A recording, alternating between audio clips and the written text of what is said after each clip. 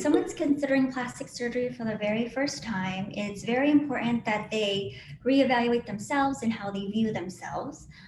Plastic surgery should be for the individual themselves to address something that's always been bothering them, not for external validation, whether it be looking for a new job, a new partner, or feeling improved self-worth. Plastic surgery is very personal, it's internal, and if there's one part of the body that someone happens to think about every time they look in the mirror, it just bothers them a little bit. If that little area was addressed and eliminated the time thinking about that area and helped the person realize their full potential and inner confidence, and that is the time to get plastic surgery.